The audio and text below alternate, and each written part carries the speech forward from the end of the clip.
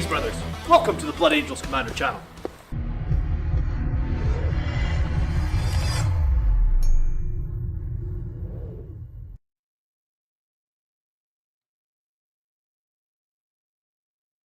Hello and good evening, my friends. Welcome to this week's Blood Angels Army List show. How is everybody doing? I see a lot of people in chat already. Thanks so much for being here. I always say there wouldn't really be a show if you guys didn't show up every week and submit lists and make my job easy. So thanks so much for that. Nice to see you. The usual suspects are here. Phil, Mike, Evening, Bearded Coyote, BFMV1NF. I think it's supposed to be like Infernal 94, good evening. Clint, good evening. Bad Francis, hello, hello. So many green names as well, so nice to see. Thank you. I'm great. How about Scotland placing in the top 10 in WTC? There's some really good players in Scotland, man. Like really, really good players. So, yeah, good for them, right? But anyway, tonight we're looking at community submitted army lists. We've got 6 lists to go over. We did a giveaway last night. The 2 people that have won the giveaway, I have messaged you guys over on Facebook. So check your tags on Facebook. I think it was on Tony and Greg. So you guys have been messaged. So if you give me your address, I'll send out your prizes. Hello, Justin. But yeah, so we're gonna and today I've been thanks to our good friend. Our good friend Crozier sending us these crazy captain lists. I've been spraying captains today. The lighting in here is terrible. It's late at night and I don't really have any lights on. But I've got 2 more Infernal Pistol captains ready. I am actually tempted for Wednesday night's battle report to run the 12 captains. Dante. I'm pretty tempted to run a nonsense list this week. Trying to have fun. I also think 6 captains all using Finest Hour in the same turn sound kind of crazy. So we'll see. We'll see. We might do something a little bit crazy. I think I would just use aggressors for Gravis captains, honestly, Mike. I think I've got 2 Gravis captains, but I could use an aggressor. So let's get into army lists. And the first list this week is Angelic Inheritors. And if you want to get your list on the show in future, it's pretty simple. At the end of the stream, you just post your list like the export from the Games Workshop app or whatever other program you use to use your lists. Just post it in the comments. And if you're a green name, you get priority, which basically means if you support the channel or if you support the channel over on Patreon as well, you get priority. So, here we go then. Blood Angels Inheritors. Let's start with a list and then let's see what we got afterwards. So we've got an Apothecary, we've got 1 captain, we've got 1 lieutenant.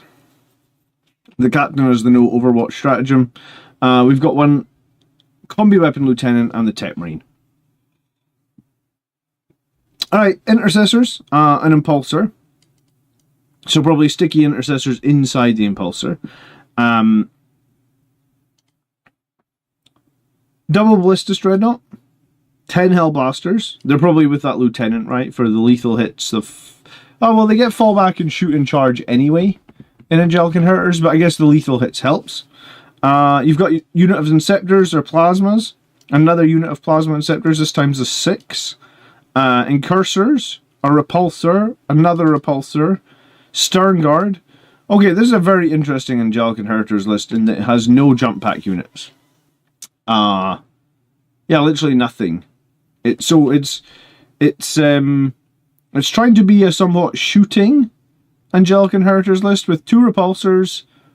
1 repulsor has Hellblasters, I guess. 1 repulsor has Stern Guard. You got some Incursors there for +1 to hit. You've got 3 units of Inceptors. You've got 2 Ballistus Dreadnoughts. You got some sticky objectives. The Apothecary is probably with the Hellblasters as well. So the captain with no Overwatch, I guess he would probably be with the intercessors or the Stern Guard vets, maybe the Stern Guard vets. Interesting list actually. I'm not sure I prefer. I'm not sure I really would run Angelic Inheritors as a pure out shooting detachment. you know, in some ways this is similar to like the Stormlance list that I was playing with 10 Hellblasters and 10 Sternguard. I just think that Ultramarines might be better for this, right? Because the +1 to wound is pretty good on the Sternguard. You might also struggle in this, like, I was thinking about this as well, like, if you're going to run Sternguard, their biggest weakness is that they're AP1, right? Like, they get a lot of wounds, but they're only AP1. So if anyone's getting cover saves against them, so you might want a way to strip cover, right? Like, that might be a thing that you could consider. Because I don't think, like, Angelic Inheritors doesn't have a way to strip cover. Good evening, Colgar, how are you?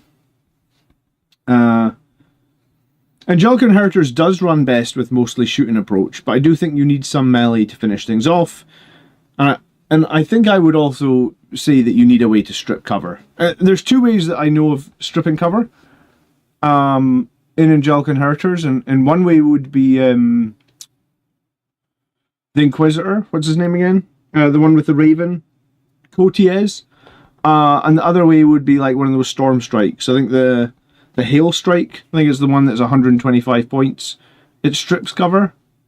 Not that many people play Storm Strikes at all. I do have one, I just never play it. Storm Strike? Is that what it's called? It's not even called a Storm Strike, is it? Storm Speeder, sorry. Hail Strike. No. Which is the one that strips cover? I don't use it.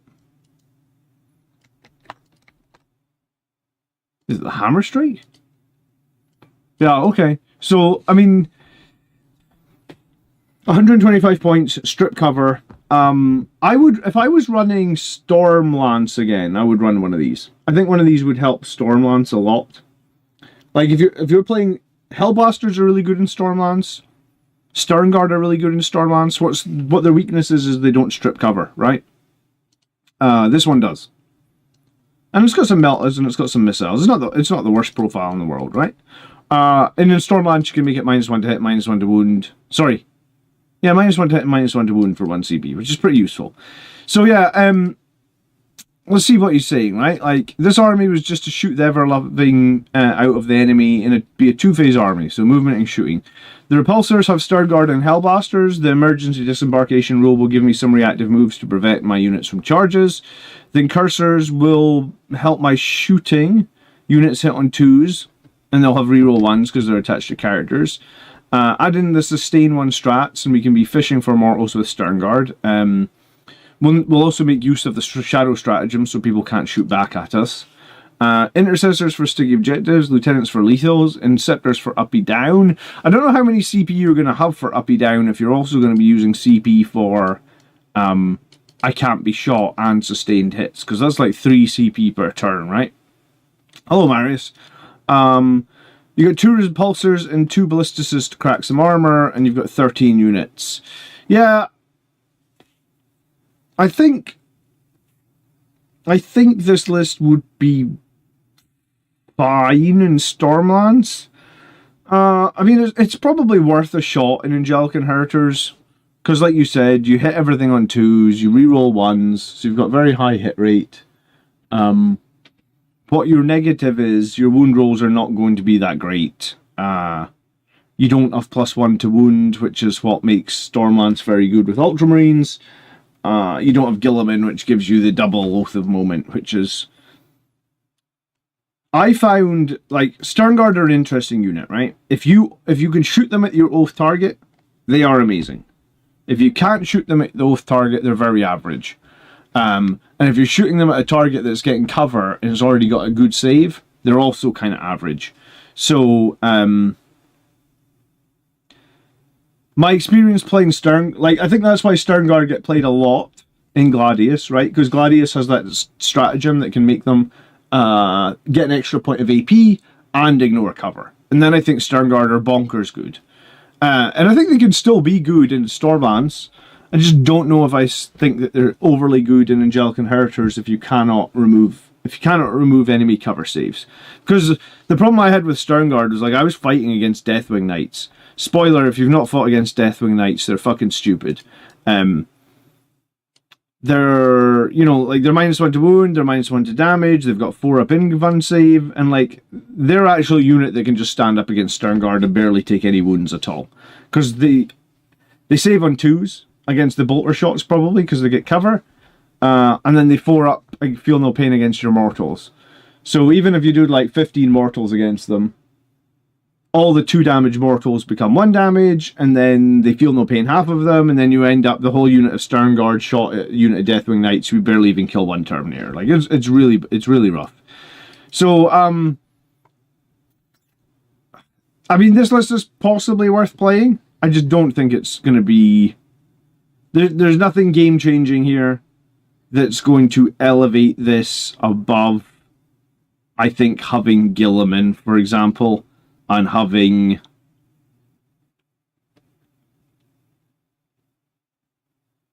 the 2 Oath of Moment with +1, right? Like, what would you have to give up to get Gilliman? You'd probably have to give up a Repulsor. You'd probably have to give up, like, a squad of Inceptors.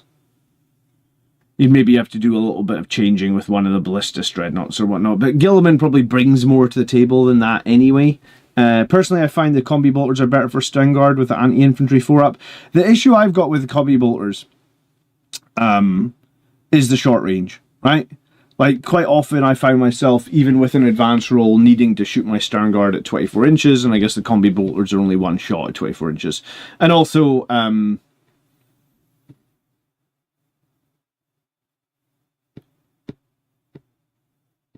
yeah, I mean, I think Sternguard are very good, but there's a lot of stuff you need to do to make them very good, right? Like, you have to be shooting your Oath of Moment target.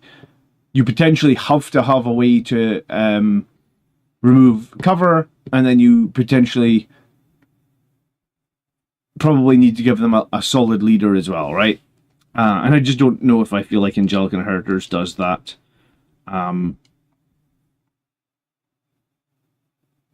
Like, one of the things Angelic Inheritors probably wants to be doing is Oath of Momenting for the Inceptors target, so that they can reroll hits, get sustained, reroll wounds, and then all your other units have characters and they're getting the bonus. Like, if the Sternguard don't have the Oath of Moment target, I would say they're a very average unit.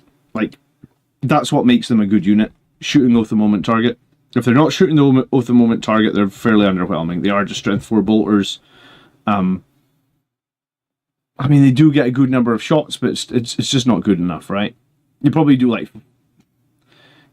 I mean, you could do as little as like 2 mortal wounds with them. They're very underwhelming. Okay, yeah, I feel like I'm not excited about that Angelic Inheritors list. I am excited about the 15 captain list, but I mean, I just played 10 Hellblasters and I just played 10 Sternguard at a tournament, and I although I think those units are good, they can be somewhat difficult to use, and they need a lot of support, and they need the right synergies around them to make them good, right? All right, we're looking at Braden's Braden's list next. It's also Angelic Inheritors. He still feels it's got more to offer than lag. Jump captains give the Sanguinary Guard +1 strength and hit that critical strength 7 breakpoint. Between the Destructors and the Vindicators, I should be okay into heavy targets. The goal here is versatility. I was finally able to beat a friend's 18 Kroot Rampagers list with this last Saturday. Okay, so this is also Angelic Inheritors. We've got the Sanguinar, we've got Captain on Foot, we've got 2 Jump Captains, and we've got the Combi Weapon Captain coming back to life. Combi Weapon Lieutenant, sorry, coming back to life. We've got 5 Intercessors. We've got 4 Company Heroes. I guess they'll be the Captain on Foot. They have to be. We've got 5 Plasma Inceptors. We've got 5 Infiltrators. We've got 2 3-man units of Sanguinary Guard, each with Captains to hit to Strength 7. We've got 2 units of Scouts. We've got 2 Predator Destructors. We've got 2 Vindicator Tanks. So yeah, a very good number of points. A very good number of points in shooting, right? 370 from the Vindicators, 280 from the Predators, and then like 240 from the Inceptors. So like 610, so it's just under 900 points of shooting. I like double scouts, that gives us options for scoring. I like double sanguinary guard with +1 strength. I like company heroes. I dislike that there's no impulsor, but I mean, I guess the sacrifice for the impulsor is the second unit of scouts. We've got sticky objectives. We've got the sanguiner to heroicin. And we've got a combi weapon lieutenant to try and score. It's an interesting one because it's the sort of list I would play. Double Vindicator, double Destructor. Destructor is very good at killing elite infantry because of the extra point of AP in the flat 3. Vindicators are pretty good at killing armor. Inceptors are pretty good at coming down and blowing a unit away. Probably, like I said, they probably want to use the Oath of the Moment target and obliterate something and then go back into reserve. The Sanguiner can counter some charges. You've got 2 small units of combat. You could argue the company heroes is a combat unit as well, but they're also going to stick on objectives. You've got sticky objectives. Yeah, I mean, this feels like a sort of list that I would play. What do you think about Outriders in Liberator Assault Group? They become really strong. I mean, I think Outriders are fine with the 2 damage. The 2 damage now is very good on the charge. Like, I charged 3 Outriders, not even in Liberator Assault Group, into like 10 Sternguard. I think I killed like 5 or 6 Sternguard with 3 Outriders. Something like that. This is like, I think Outriders are totally viable.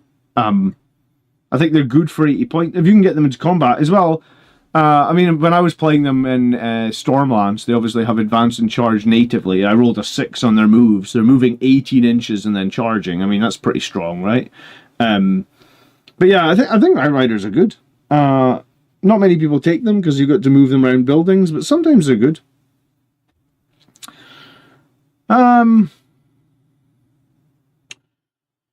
Yeah, so although I would probably run this myself, or something similar,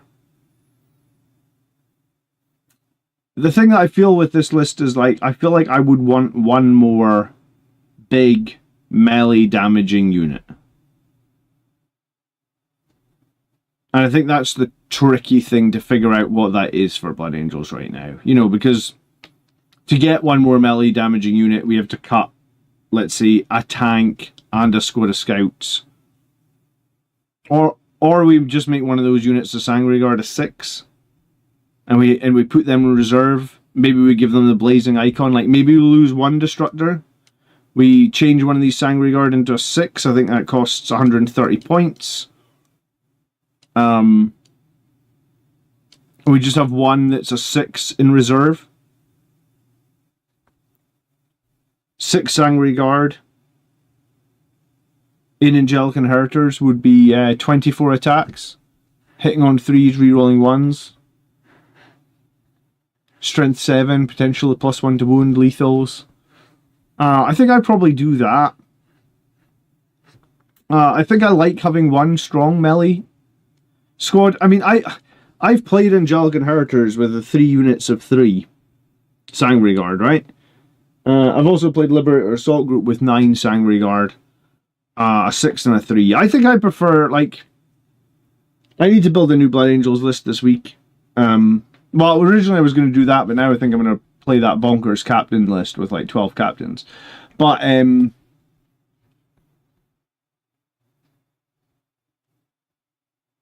I think I like 9 Sanguinary Guard.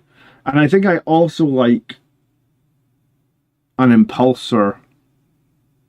And I think those are the things that I've maybe been missing in my recent lists, is like, I need an Impulsor to sit on an objective and hold the objective when the enemy's got really high shooting, because it's damn near the only thing that we can sit on an objective that has an invulnerable save. And I also think that I feel like when I'm playing, I need one big threat of melee that can deal with something big and nasty. And I think when you've got those 3 small units of Sanguinary Guard, 3, 3, and 3, you struggle to deal, like, they don't deal with a big nasty thing, right? Like a Bloodthirster of Khorne, right? It's a good example because, you know, most tournaments you end up playing in some bloody Bloodthirster. Last 2 events I've played at, I think. Or 2 out of the last 3 I've played at, I've run into Greater Demons. I think maybe like 3 out of the last 4 have run into Demons. So you take like your 24 Sangre Guard attacks, you hit on 3s, you reroll 1s. I think that gives you a 77% chance to hit. You'd have to pay like 1 CP to get +1 to wound, which you would definitely want to do. So you would wound on 5s, but you're rerolling 1s, so I think that gives you a 58% chance to wound. The Bloodthirster saves on 4s, so it cuts off half the damage, but then it's 2 damage. So 6 Sangre Guard, jumping into a Bloodthirster of Khorne, are only doing like 10.7 damage, so 3 are not doing nearly enough. 6 are arguably not doing enough. You could get some more from lethal hits, sure. You could get some more damage if you oath the moment, but you probably don't want to be using your oath there. So your captain, he's bringing like what, 5 more attacks with his power fist, which would also wound at the same sort of level. So probably you get like 2 more damage from the captain. I mean, we can work that out, like a Space Marine captain with a jump pack. Where would that be? It's just going to be captain jump, maybe. Most people give the captain the relic, no, the power fist. Right, so it's 5 attacks, hitting on 2s, rerolling 1s. Where's the damn calculator gone? So 5 attacks, hitting at 97% of the time, wounding at 58% of the time, and it's just that because they'd save half of them. So add those 2 numbers together. 2.8. So a captain plus 6 Sangre Guard are only doing 13.5 damage to Bloodthirster, right? So you throw a grenade before you charge to do 3 mortals. You got 2 Infernal Pistols, you've got some bolters, you've got the captain's high power plasma pistol. So I guess there's a small chance that in one turn they wipe out a Bloodthirster. Maybe you just need to pepper it with something else, like you know. If you shoot the Hunter Killer missiles at it, you shoot las cannons at it or something, you just need to take a couple of wounds off it and they will guarantee to probably kill it. I think the problem is that, like, if you only got the 3 Sangre Guard and the captain, then you have to do an awful lot of damage in the shooting phase to guarantee the kill, and you've probably already moved your unit nice and close to make the charge, so then you're like, I'm damned if I do, I'm damned if I don't, right? Like, if I don't make the charge, the Bloodthirster charges me and just kill my unit, but if I charge the Bloodthirster, he probably lives, attacks the Sangre Guard back for like 9 attacks, and then Bloodthirsters typically do about 4 mortal wounds at the end of the fight phase on you. So, this looks similar to something I would run. But I think, personally, I think if I'm going to build my next Inheritors list, and I really feel sad about Dante not being allowed to lead the 6 Sangre Guard. I mean, he can lead 6 Sangre Guard in Angelic Inheritors, but Braden made a good point about the critical Strength 7 breakpoint. Dante does not help your Sangre Guard strength at all. So they are only Strength 6 in Inheritors, and that is a bad number, because if you come into anything that's T12, then you only wound on 6s, and that's just not really. It basically takes that unit out of the equation and says you cannot use this unit to deal with stuff that's toughness 12. And I don't think you want to be spending 240. Plus, I think Dante's more expensive than a captain, right? You don't want to be spending 360 points on a unit that's like 360 points on a unit that can't deal with toughness 12. And I think this is why a lot of people play Liberator Assault Group over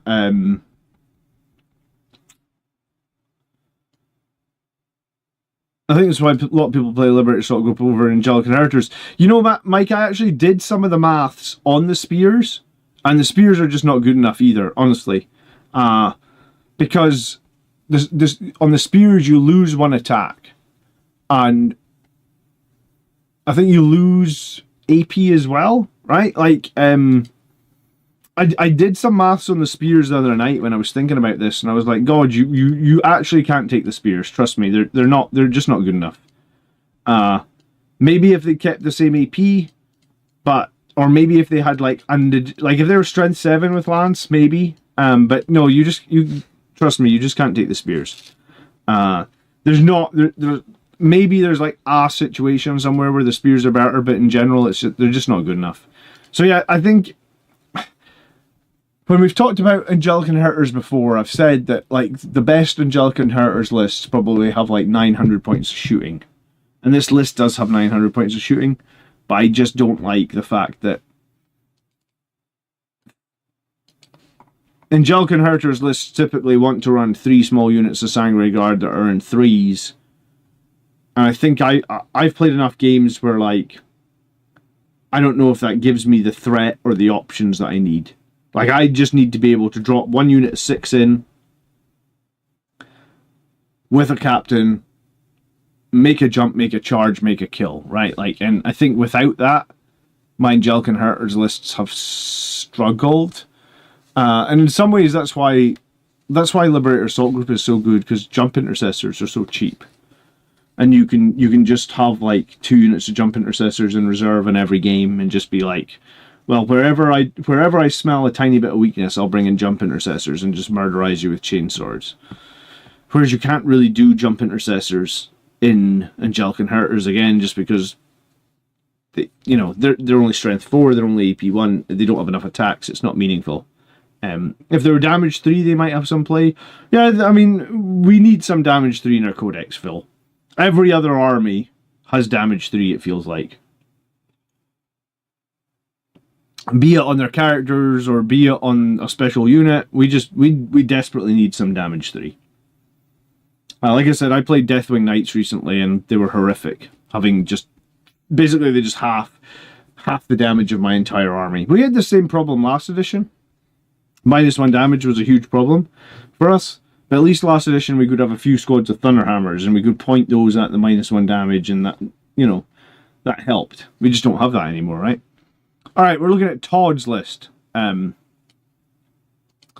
This is back to Liberator Assault Group. We've got the Jump Captain with Fight First. We've got Mephiston, obviously Fight First as well. We've got Dante, and we've got Judasar, Fight First as well. Alright, so loads of Fight First. Intercessors, Jump Intercessors, Double Battle Predator, Ballistus Dreadnought, 6 Blade Guard, a Brutalis Dreadnought, a Lancer, Infiltrators, Outriders, Sanguinary Guard, Scouts. It feels a little bit all over the place, but I don't think it's too bad. You got the sticky objectives, you've got 2 Battle Predators to roll forward, you've got 1 Ballistus and a Lancer, which is kind of okay. You've got a Brutalis Dreadnought, which is kind of okay. You've got 2 units of Outriders, which can give you some scoring and early pressure. You've got some Infiltrators. You've got 2 small units of Sanguinary Guard. You've got Scouts. You've got that big unit of Blade Guard. You've got a lot of good units that are on foot, though, like the Blade Guard are on foot. The Captain with Fight First, I assume, is leading Sanguinary Guard, just a 3. Dante's leading Sanguinary Guard, I'm assuming, just a 3. Mephiston. Yeah, so I think Ball Predators are somewhat useful, right? Like, because we can, if we talk about putting if we talk about putting impulsors onto objectives to score points, Ball Predators can do that, right? They can jump onto objectives, and they can score points, and they can overwatch, and they can be very useful like that. I mean, I kind of like them in that situation where it's like they can shoot in your phase, they can shoot again in the opponent's phase. You've got some Outriders, so you've got something that you could put on objectives for scoring. You've got Infiltrators to protect the home field. You've got a few anti-tank platforms.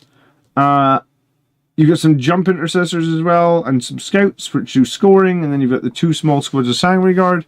Like, the list just feels a little bit all over the place in terms of, like, like, it's a very wide variety of units rather than going, like, like some people would go triple Assault Intercessors, some people would go, like, triple Blade Guard. Excuse me. So it feels like it's a little bit of a hodgepodge of, like, maybe these are the units that he has and this is the list that he's made. But, I mean, in general, there is synergies here, right? Like, 2 anti-tank, 2 anti-infantry movement, a Dreadnought that does bring some 3 damage, which we badly need, a big squad of Blade Guard, 2 units of Sanguinary Guard. Yeah, I mean, this one would be hard to improve, right? Because it's got a bit of everything, like and then it's got triple fight first as well, which is not a bad thing to have for Blood Angels either. I guess the trick is to not get shot with the fight first units, right? And sometimes I think Blade Guard help in that sense, just to a certain degree, right? But I think it comes down to personal preference, right? Like if you want to run double Ball Predator, by all means. I like to run Impulsors. Because I feel like I think the difference with Impulse, because they've got basically the same defensive profile. I mean, I guess a Ball Predator probably has one more toughness than a Impulsor's like T9 11 wounds, right? Ball Predator, it's going to be T10 11 wounds, isn't it? T10, yeah, so it's got one more wound, but one more toughness, but you lose the invulnerable save. I mean, personally, I think I'd rather have the invulnerable save. I also find Ball Predators very swingy. They can be good. They can be very good, but they can also be very swingy. So I sometimes avoid them based on the fact that they're swingy as all hell. Their Overwatch is really limited as well, in that, like, realistically, Overwatch is like you probably don't want to spend a CP on the Overwatch if they're more than 12 inches away, because you're only going to get shoot them with one gun, right? So personally, I think if I'm building a new Liberator Assault Group list, I'm probably going Impulsors. But then if you're playing against, let's say you're playing a Horde army, tons of Orcs, tons of Astra Militarum, Ball Predators will come into their own there, because they can just fly forward. What would it be, like 3d6 plus 3 Flamers, kill a lot of Guardsmen, probably kills a lot of Orcs as well. A bunch of them are 2 damage. Then if they try and move, you flame them again. Yeah, I mean, it's certainly decent, right? So, evening, Pound, how you doing? I think that I'm kind of okay with this list. I feel like the Brutalis Dreadnought's a difficult one, right? Because you're just running it across the board. But you could argue that Blade Guard are difficult out with the transport as well, because you're just running them across the board. You do have some sticky stuff. You do have Mephiston to do some of his lone operative stuff. I think it's not too bad a list either. I think it's just, for me, it's not as cohesive as some of the other lists we would look on the channel, right? Like it feels more like these are the units that we have, but maybe it's not. Maybe it's just this is the synergies that he's built. Yeah, I don't think it's too bad at all. All right, Boris the Blade. You know what? I just read the first sentence. Let's start with that. Just to let you know, you're amazing, and you've re-sparked my interest to play 40k. Thanks, Boris. That's very kind. So we're going to play Vanguard Detachment. Oh, we don't see that very often for Blood Angels, if at all, right? So the detachment is, if you're outside 12 inches, you get cover, and you get -1 to hit. So basically you got stealth and cover all the time. Unless you play against fucking Tau, and then they just spot you all the time, and ignore cover all the time, and give themselves +1 to hit all the time. And yeah, I actually don't know that all the interactions between Tau and Vanguard, but I played against Tau this week. Pound says, I gave the 12 captains list a go on TTS, and I've never lost harder as Blood Angels. That list isn't for me. Oh, I feel sad that you lost with it. I made 2 captains last night, honestly, to think about trying it out. Maybe I need to just avoid it and maybe just build a bit of a sensible list. I was thinking of just building Liberator Assault Group, honestly. Almost going back to my roots of Liberator Assault Group. Because I think at one point I did have a pretty strong Liberator Assault Group list at the start of the year, and I think it has only gone down in points. I just haven't revisited it, so maybe that's what I need to do. Alright, so we've got a Ghostweave Captain with a Relic Shield and a Thunderhammer. He also has Lone Operative and Stealth. We have a Lieutenant attached to 10 Stern Guard. That gives us lethal hits. We've got a Lieutenant in Phobos Armor. He's got the Shadow War Enhancement, which makes it enemies have to pay 1 more CP to cast stratagems if they're in 12. We've got 2 Tech Marines, and we've got Centurion's Assault, and then we've got Centurion Devastators. Devastators are very good Devastators are very good in this detachment because you can pick them up and put them back down, and then there's a stratagem that lets them hit on 2s, and they get an extra AP against targets that are over 12 inches, and they're already re-rolling 1s to hit. So basically, they're just super reliable. Assuming you can put them somewhere you can see the enemy, they are devastating, which makes sense because their name, right? We've got a squad of Eliminators. We've got 3 Sangre Guard. Not sure if I should use them the captain, as he'll lose the lone operative. I mean, here's the thing. Sangre Guard are just generally not good in the Vanguard detachment because they don't have any melee buffs at all, and I don't believe they have any melee stratagems in this detachment. You have 5 Scouts, you've got 10 Stern Guard, you've got a Ball Predator, you've got a Ballistus, a Brutalis, and a Storm Raven gunship. Okay, having just got off a tournament where I got my ass kicked completely and repeatedly using the Storm Raven gunship, I would thoroughly recommend that you do not play the Storm Raven gunship. I played it in a detachment where it has -1 to hit and wound every time it was shot, and it still died I think it still died in 4 of the 5 games. Alright, I'm still newish to 10th edition, an old-time 3rd player getting back in 10th, but I've tried playing lag in at least 10 games, but every time I seem to get out-meleeed by better melee, like Knights, Imperial, or Chaos Custodians or other, or outshot by better shooting armies. Yeah, I mean, I think lag is the best that we have, but yeah, I mean, it's probably... Lag is probably carried by Predators or maybe Vindicators. I mean, Vindicators are carrying a lot of Space Marine lists, right? Like, a lot of Space Marine lists that are doing really well are running double and or triple Vindicator tank. So we're trying something new with a Vanguard Spearhead detachment with a Storm Raven for a 20-inch melee missile with a Brutalis, with a Tet Marine, and Assault Centurions. That's funny, that's literally what I was doing at the tournament, right? Like, I had the Brutalis, a Tet Marine, and I had 10 Hellblasters inside the Storm Raven. Good shooting with the Devastator Centurions, with Stern Guard and Eliminators, as Eliminators can keep themselves behind the wall, and the Ballistus to give high strength and damage punch, and the Ball Predator to give Overwatch threat. So yeah, I mean, if you're going to try and do something like this, there could be a very, personally, I don't think the Storm Raven is a competitive model. It's a fun model. You can win some games. Like, the Storm Raven goes 2 ways, right?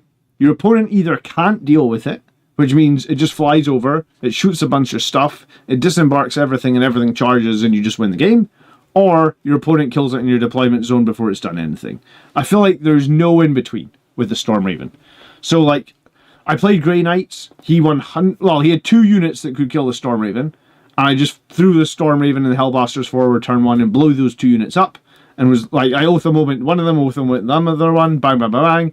Everything's dead. I'm like, right, cool. You can't kill my Storm Raven for the rest of the game. I can just fly around everywhere I want to do and just kill everything all the time. And if you want to charge any of my infantry, I'm just going to use my reactive move to jump back inside the Storm Raven, right? Like, but then other games literally lose the Storm Raven in turn 1 against indirect fire.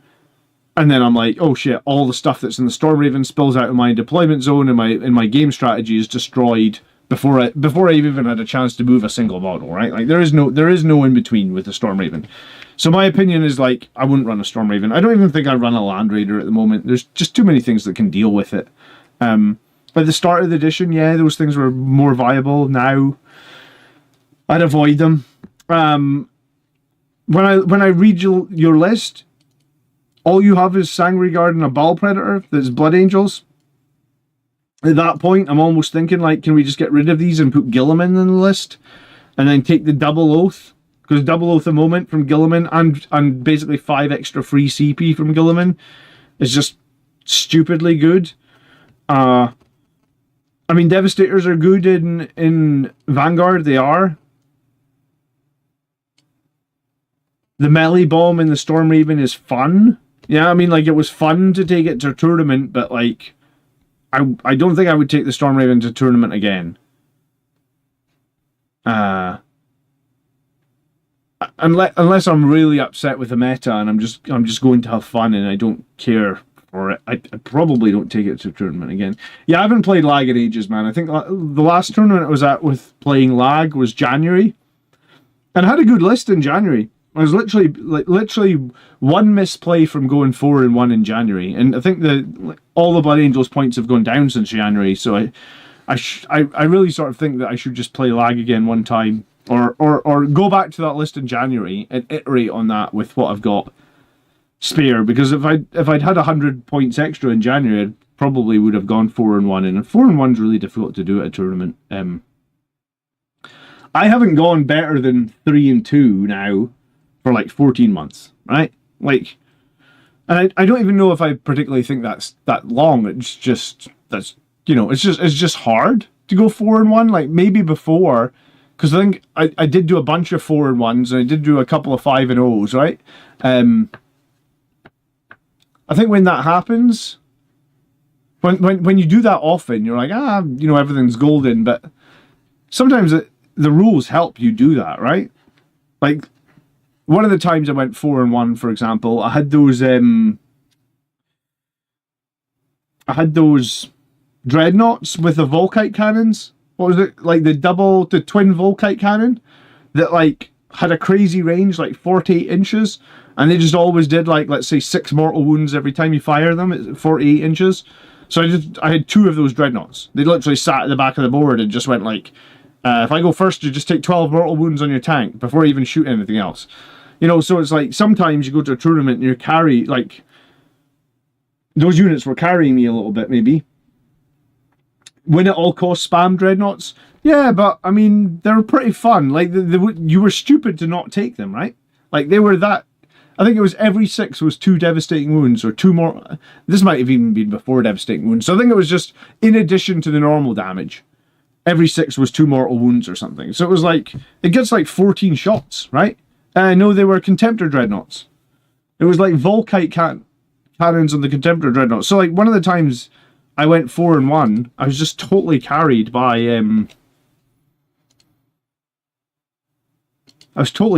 those dreadnoughts. They were like the Relic Contemptor. Probably actually just have to click Space Marine.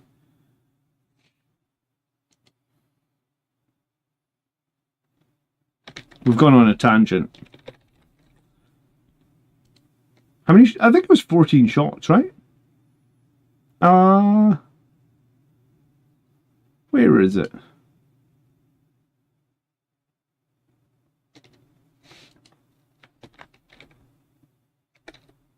Yeah, twin Volkite covering. Yeah, you could have 2. Oh, so it was 16 shots. 16 shots, like, that was it. 45. I thought it was 40. 45 inches. What a random number. No other gun in the game shoots 45 inches. So it was 16 shots at 45 inches. Any unmodified wound roll of 6 does mortal wounds. So you were getting 16 shots from each dreadnought. 6s were mortals at 45 inches. And you still had to do all the saves as well, right? So, there was still a lot of saves to take as well. And every save was 2 damage. Like, yeah, they were just bonkers. So, I had been carried to 4-1 by them before. But yeah, I'm hesitant to recommend anyone take a Stormraven gunship now, having played it in an event. Like, it's a fun unit to take. Is it going to be a consistent winnable unit? You said the Relic Contemptor and it triggered PTSD.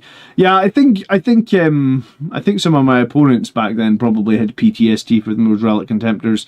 Yeah, I had 2 of them, man. They sit in my... You see that cabinet up there behind me? That is my Legends cabinet, and they sit in there, and it's a sad state of affairs. I really enjoyed playing them. They were a bit silly. Yeah, I don't know if I could recommend the Stormraven. I mean, I like what you've put inside it. I like Devastator Centurions in Vanguard. I like Hellblasters, or Sternguard, excuse me. I don't have any experience playing Vanguard. The list in general looks fine. I get the stratagems. I get the cover, the -1 to hit. I just don't think you can... Here's the thing. I think the bottom line is a Stormraven gunship is 280 points for 14 wounds at toughness 10. That's super difficult to hide, right? Because its wingspan is about 10 inches wide. So it's super difficult to hide. It doesn't move that far when you have to fly around all those stupid L-shaped ruins. And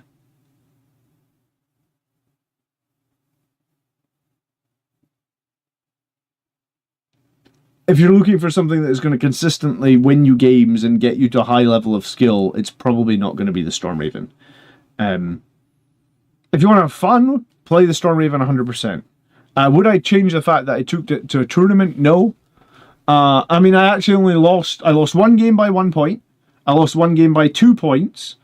And in the Demons game, I actually basically tabled them, but I drew shit secondaries, so I didn't score. So, I mean, on another day, that could have easily been a 4-1 performance with a Stormraven. But I don't think I would run it again. Because, yeah, honestly, it's too many. I think the thing, bottom line is, it's too many points for what it offers. Maybe if it had an invulnerable save, but also I think it's too many eggs in one basket. So I would avoid that, and I probably would avoid the Vanguard. If you're trying to play Blood Angels, the Vanguard detachment is not going to be the highest win rate detachment. If you don't know about this, you can just type stat.check. They're like a big YouTube channel. Well, I say big. They're growing. They must have like 10,000 subscribers by now.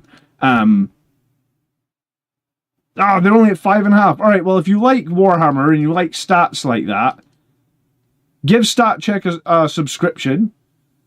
It would be super cool if when you put in the comments say that you were sent there by Blood Angels Commander, because then maybe they would like me. But yeah, so StatCheck have this website, right? Like, this is their YouTube channel. I use their website all the time, and you can literally click in and you can see win rates of the different detachments. So you can see here, this weekend, 150 games were played with Angelic Inheritors at a 55% win rate. That's actually really good. 500 games were played with Liberator Assault Group. It had a win rate of 48%, which is about average. 50% is obviously the win rate we're looking for. But if we find just general Space Marines, wherever they may be, Space Marines, oh, they're way down here. So general Space Marines somehow only have a 43% win rate. I guess some crappy detachments are bringing it down. Stormlance only had 17 games this weekend at a 24% win rate. Do you know what? I like that detachment. Possibly there's just a few people like me taking the Stormraven in that detachment and bringing the win rate down. First Company had 1 player.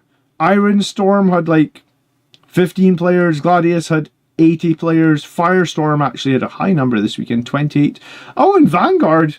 Oh, well, there you go. So Vanguard actually are performing reasonably well at the moment. The highest win rate this past weekend. I couldn't tell you why that is, and I don't think that there's any way on here to see what's in those lists, unfortunately. But yeah, maybe Vanguard Spearhead's doing better than I thought it was doing. I honestly thought it was going to be like one of these Space Marine ones with like 30%. Because I just haven't heard very much about it. And usually if I hear about it, usually when something has a high win rate, it sneaks through. People are doing very well with Angelic Inheritors. That's crazy, actually. 55% win rate with 26 players. Yeah, so Angelic Inheritors is doing very well. Which is funny, because everybody thinks that the strongest Blood Angels attachment is lag, but week on week, Angelic Inheritors always outperforms. I think it's probably a combination of, like, most Angelic Inheritors lists have Inceptors and Vindicator tanks, and they can make a lot of value out of those things. Whereas I think Liberator Assault Group is just much harder to get value out of. If you just play Liberator Assault Group and you do lots of infantry, there's a chance you just get mullered because most of your infantry are just T4 and they're not that strong, right?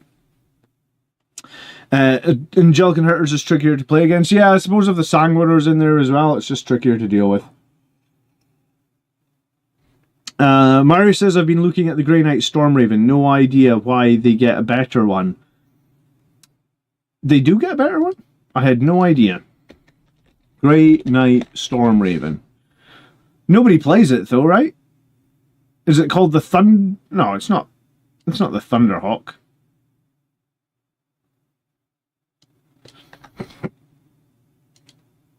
Grey Knights? Stormraven gunship? What's better about it? Still -1 to damage. Still takes 12 guys and a dreadnought.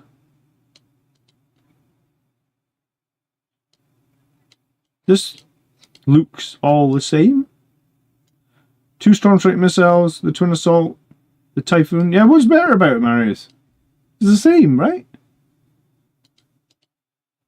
Yeah, I mean, move toughness 10, 3-up save. I think it's the same. Okay, maybe you're lying to me. The regular one gets missiles. It's got better plasma and it's got better missiles. Oh yeah, its missiles are better. Wow. Okay. And its plasma. It's probably just they forgot to update its rules, honestly. Maybe.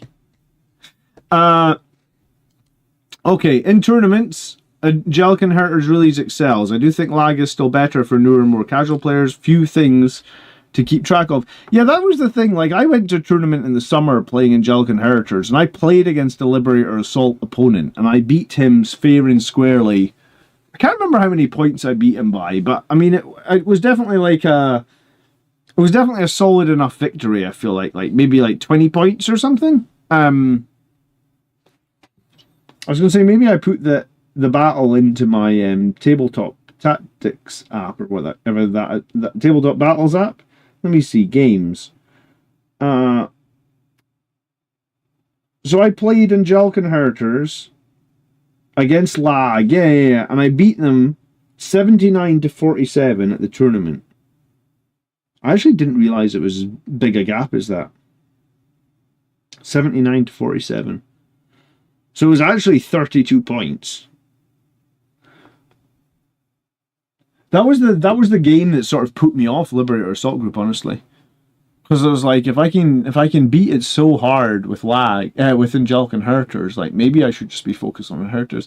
It's like paralysis. Like I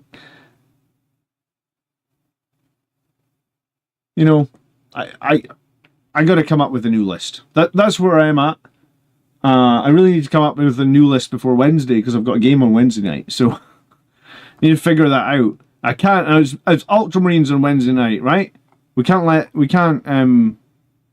to Ultramarines, even though I've been playing Ultramarines, and I have actually beaten Blood Angels with Ultramarines. I cannot lose to Ultramarines. That's the thing. All right, we're looking at Mr. PH next. I've been trying a new list for a bit. I would like your thoughts. I find I struggle with Custodes, although I'm not sure if the problem is me or the list. Custodes are very difficult. Like, Vindicator tanks help a lot against Custodes. Inceptors help a lot against Custodes. So we've got the Blood Angels captain with Rage. We've got a Fight First captain. We've got Mephiston. We've got Dante. We've got Lieutenant. We've got Tech Marine. We've got the Sanguiner. What is this? This Liberator Assault Group. This is way too many characters for Liberator Assault Group. Lamarta's Brick and Liberator Assault Group could be an issue for Inheritors. I mean, it could be, but you could probably take like a Captain or Dante plus 3 Sangre Guard and jump into Lamarta's Brick, and because they only save on 6s, yeah, they would only save on 6s, they'd probably murderize enough of them where, you know, if you throw a grenade before you charge, if you shoot some infernal pistols, if you got any other incidental shooting like a Vindicator tank or something, you could probably common trend is straight. You'd probably trim Lamarta's unit very, very quickly, right? I ran Blood Angels full lag, jump infantry, no vehicles, and it did terrible. Like, I got beaten so bad. Like, I really hate Blood Angels without vehicles. I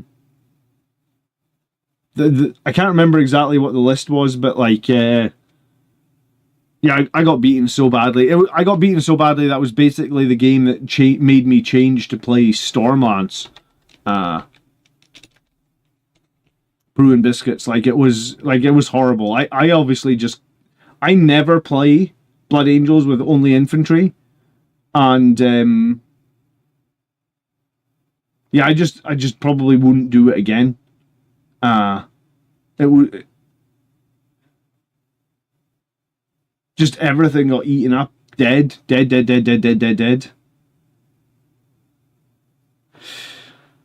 Okay, so yeah, this is an obnoxious amount of characters for Liberator Assault Group. We've got 1 unit of Assault Intercessors, we've got 1 unit of Intercessors, we've got Jump Intercessors, Ballistus, Brutalis, Gladius. We've got a few people that have done this tonight. Brutalis, Ballistus, Gladius. I'm not sure, Ballistus, Brutalis, Gladiator. I'm not sure I feel that's all that strong. A unit of Infernus Marines, unit of Infiltrators, 2 units of Sandguard and Scouts. Yeah, so I think this list is going to struggle, because you've got like 2 anti-tank things. You have a Dreadnought, you have 6 Sangre Guard. You don't really have much melee threat beyond that. You've got a unit of Infernus Marines, you've got a couple units of Jump Intercessors, you've got sticky objectives, sure. But you don't really have any durability anywhere on the board at this point. And I think that's probably where, like, I feel like lag gets undone, right? Like, if you're doing lag and you don't have durability, then there's a real danger that you just can get absolutely destroyed and smashed off the board, right? Because you need... the Lamarta's Brick can just as easily bounce off 3 Sangre Guard and a Captain. Yeah, I mean, I haven't been playing Lamarta's all that much recently. He is a lot cheaper, right? So, I mean, you've got that going for him now.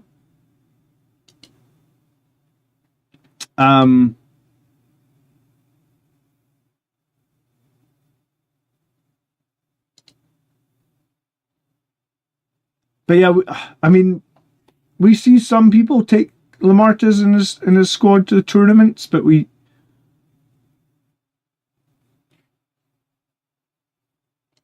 yeah, it's a tough one. I must admit, I don't think I overly like this list. And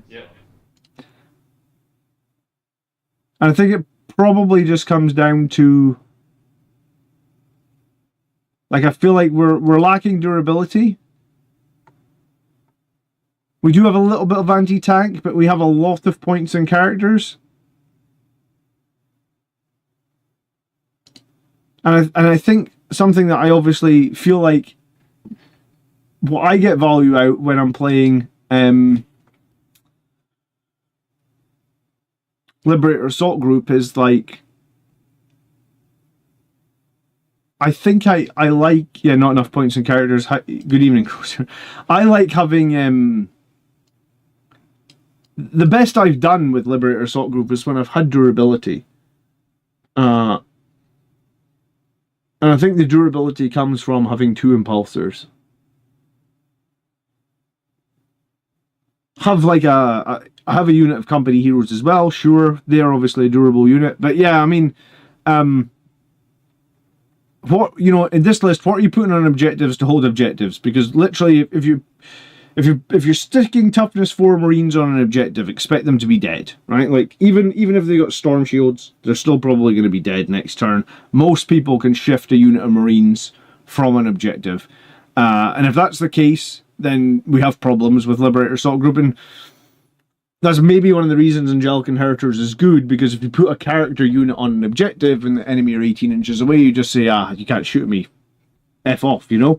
And that's one of the things that Angelic Inheritors probably does well, where Liberator Assault Group just can't do well. So yeah, for me, this list is too many points in characters, not enough points in melee power, a bit of question, like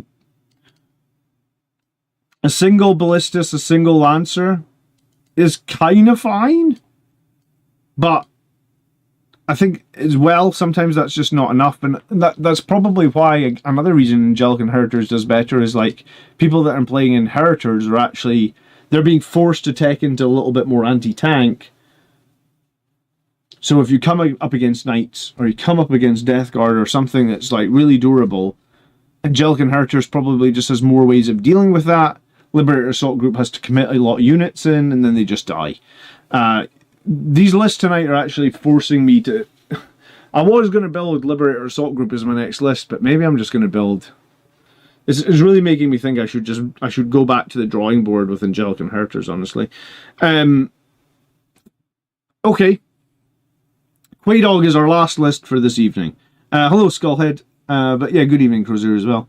I can't remember the game that I played where I got absolutely destroyed.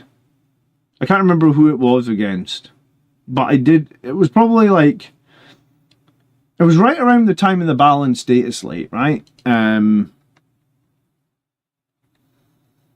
Impulsors, 18 Blade Guard. I have got 3 Impulsors, and I have still never played all 3. So there was part of me that was like, is it just time to get all 3 of them out? Like, and just be like, you know, at the start of the game, just park an Impulsor on the, like, typically there's 3 in No Man's Land, so just aim to park an Impulsor on each one, and you've just got something durable in each one. So when they kill the Impulsor, something durable spits out, or comes out, whatever you want to call that. Spits out, comes out. And then whatever it is that you've got durable will just sit on the objective and score you points.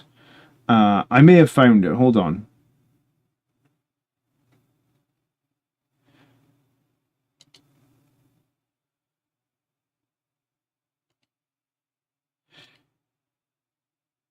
Yeah, I think I found it.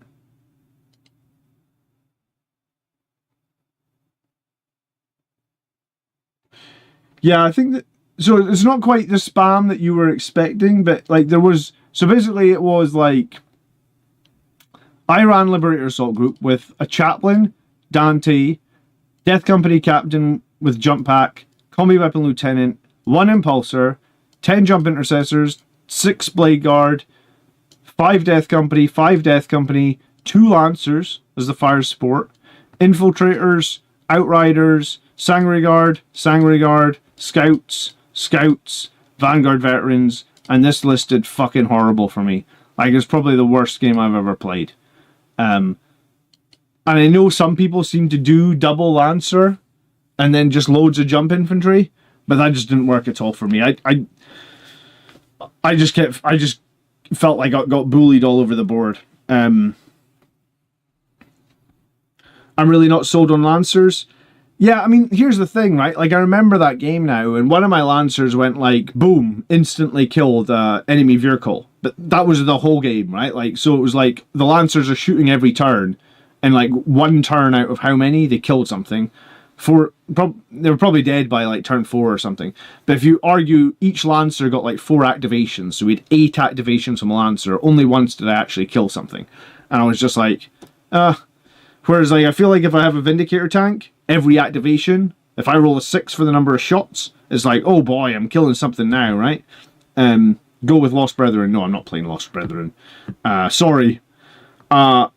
I'm going to stand my ground this edition, and I'm never going to play Lost Brethren, and I'm never going to play Angelic Host, and I'm going to hold like, I'm going to hold a ceremony at the end of this edition where I burn the Codex, and I say, please, next edition, give us more than 1 useful detachment in the Codex. Maybe I'll make that into a video. We'll do a campfire in the garden where I burn the Codex. It'd probably get views, because I don't think anyone else has burned a Codex, right? I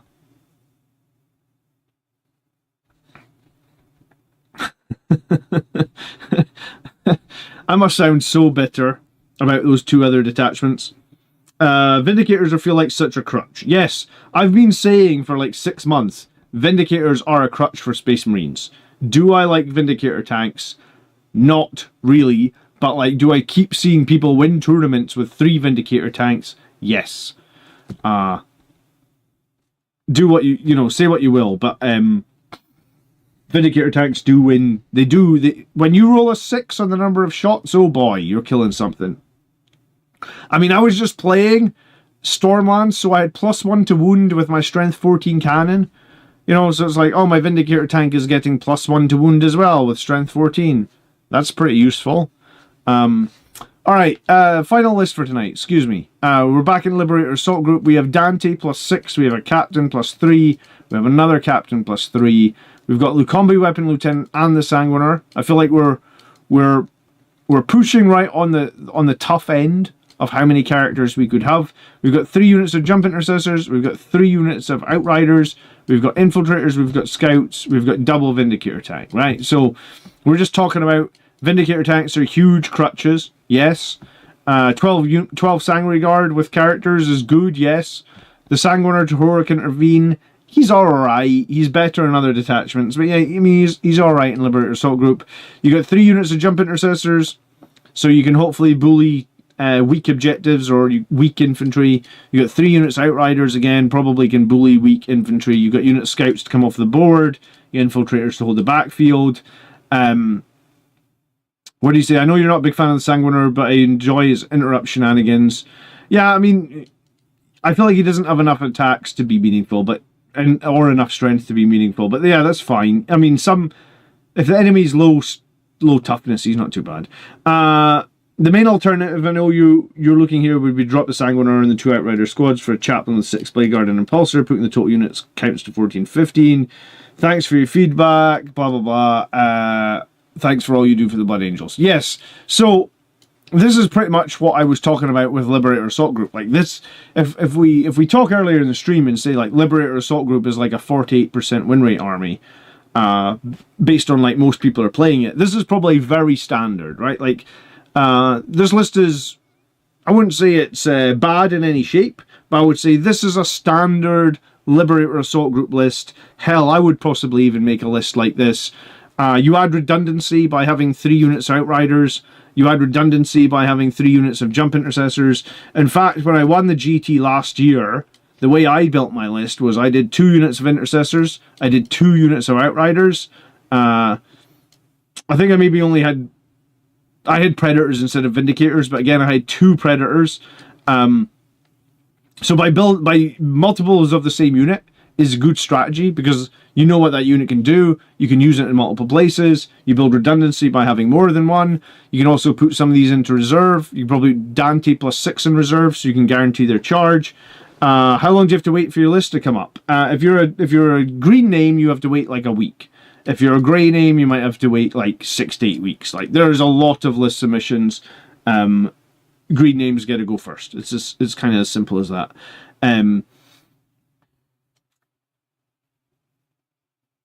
So I would say this is very standard. Like it does everything right. Like it gives you 3 units of jump intercessors, which you can flank with. It gives you 3 units of outriders that you can put early pressure or maybe even hold an objective with.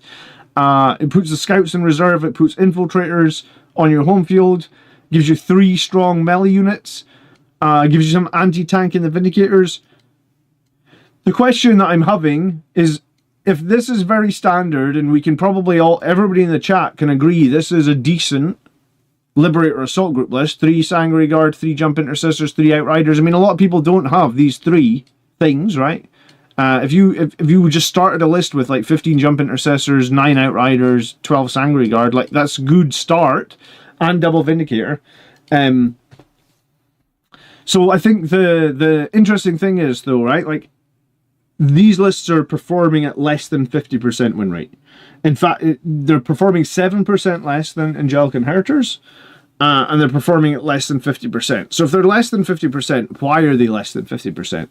And I actually think Jump Intercessors are really, really fucking useful in terms of scoring, because while scouts come up and off the board and like do behind enemy lines or do whatever they need to do, you can have a unit of Jump Intercessors for 90 points that are dedicated to scoring. So they're going to come in turn 2 or 3. They're going to land, they're going to sabotage from an obscured position, or they're going to do Display of Might or behind enemy lines or something. Like a unit of Jump Intercessors in reserve is really strong for scoring. Again, I did this when I won the GT for Blood Angels, and that like I had 2 units of Jump Intercessors. I started one on the board for like a play onto like a side field objective, and I started another one in reserve with a view to scoring, because it's much harder to screen them because there's only 5 guys. They're not coming in from the edge of the board. They're actual deep strike unit, right? But if this is only doing 48%, then like why is it only doing 48%? Well, I think the argument, or the thing that I think that I'm seeing, or the thing that I think in my brain is, it's too easy for people to kill this shit, right? Like toughness 4, 10 wounds. Anyone can kill that. Toughness 5, 9 wounds. Lots of people can kill that. Scouts just die. The second the enemy see the scouts, they're just dead. Sangregar die in shooting horrifically. Like they've got durability when they're -1 to hit and wound in melee combat. When they're not in melee combat, they just die like they're going out of fashion, right?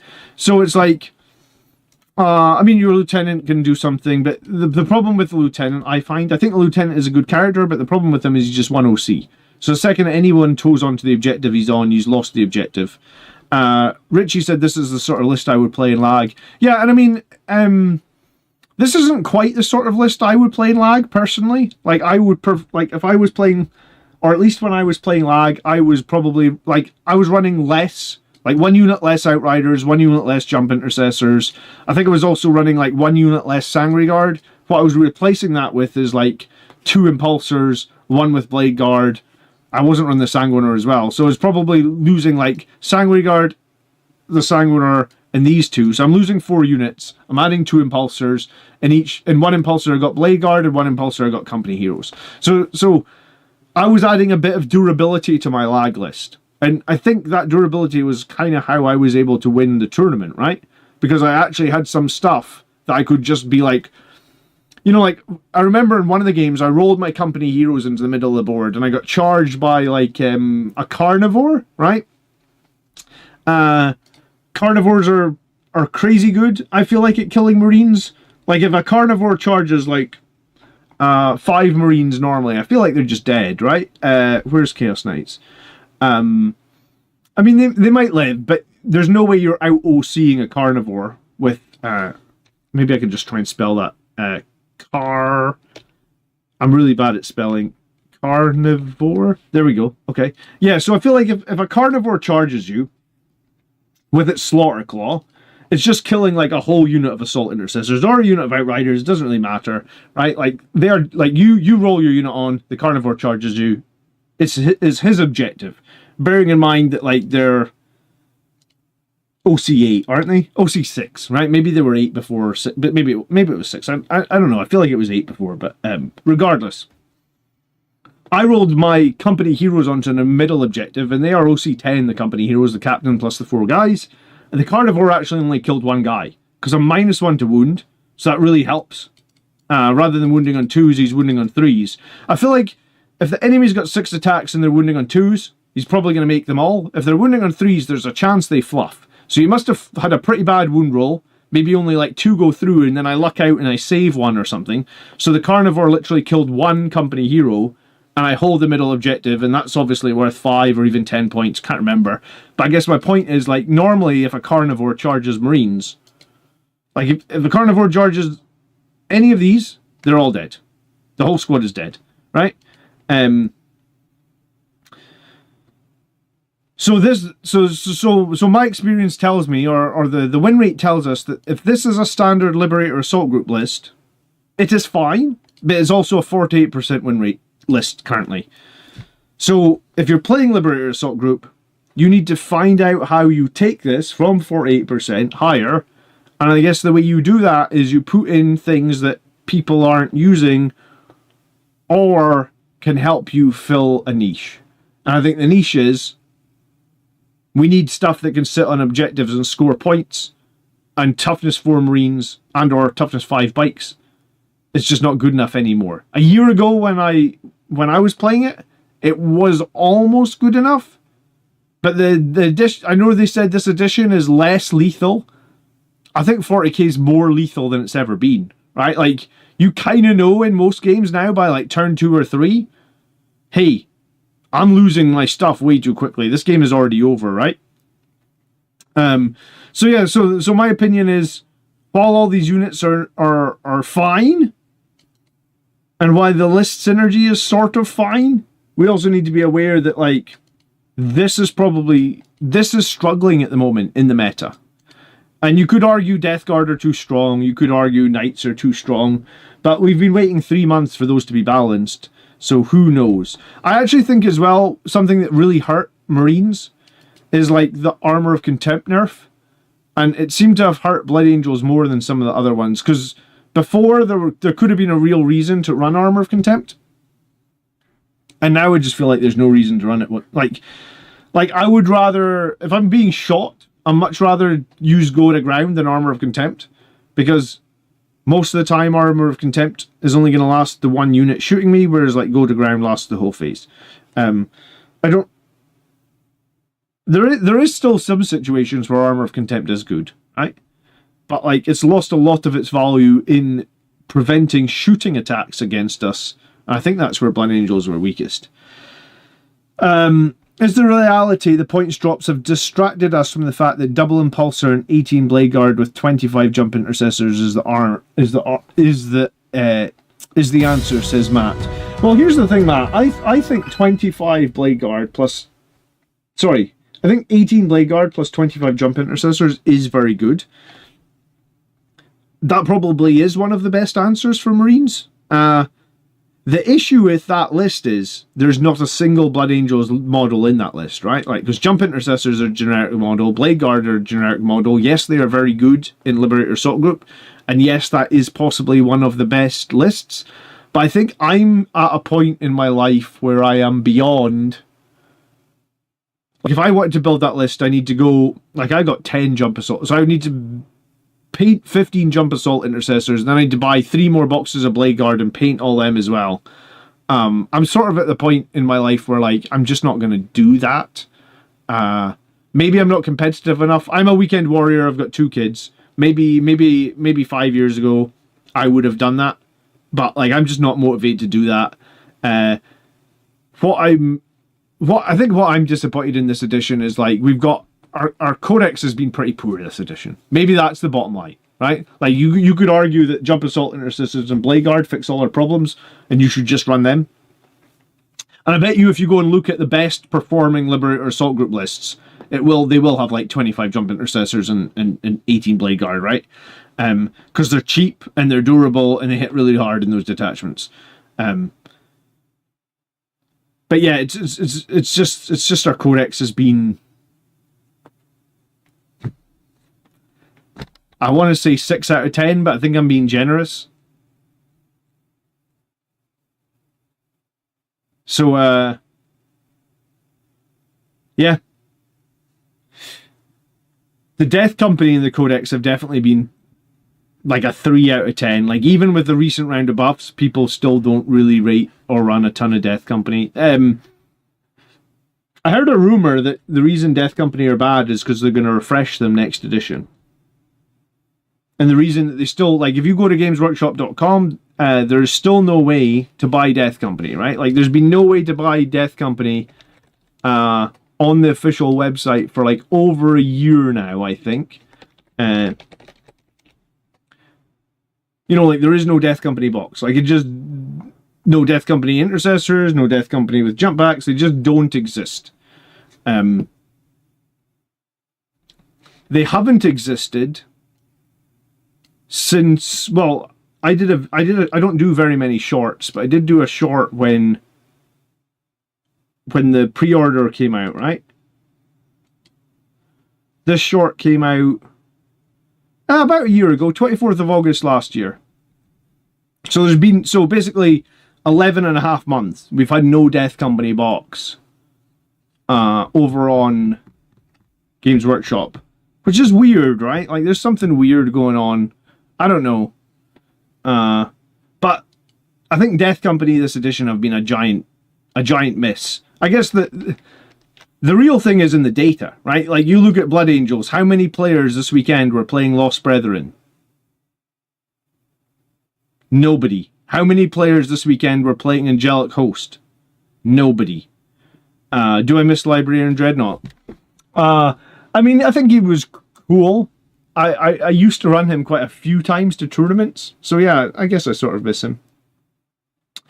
But yeah, I mean, like I said, we have 3 detachments in our codex, and 2 of them just get 0 play. Like, more people are running fucking Librarius Conclave than 2 of the codex detachments, right? It's just the codex detachments are just hopefully something will be improved next edition. That's the end of the stream, though. Thank you so much to everybody that submitted a list. If you want to submit your list for next week, or for the future weeks, leave it in the comments down below. Remember, if you do become a channel member, you get priority in the queue. So, yep. Lost Brethren being bad is the one thing that actually feels awkward to play. I enjoyed in 9th edition when we had those Death Company secondaries. I actually thought that was pretty cool. But I don't know. I don't know. Like, did anyone playtest that Lost Brethren or Angelic Host lists? Like, I don't know. Have a nice evening, guys. I hope you enjoyed something. I hope you learned something. I'll see you hopefully Wednesday night. We're going to have a live battle report. And I'm sure I'll have a new tactics video out for Friday. If you didn't watch the video from Friday about the 25 captains or something in the list, go watch that. Because that is a fun list and it's totally different. It certainly wasn't the guy that playtested Death Guard or Knights. Yeah, I don't know who was playtesting them. But okay, enjoy your evening, guys. Thanks again for watching. We'll see you next week. Good night.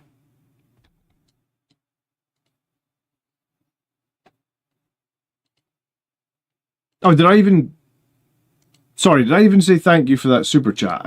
I don't know if I did. Quaydog, thank you so much for the $2 super chat. It came through, I gave it a little like. I don't know if I said thank you. Sorry. Alright, good night.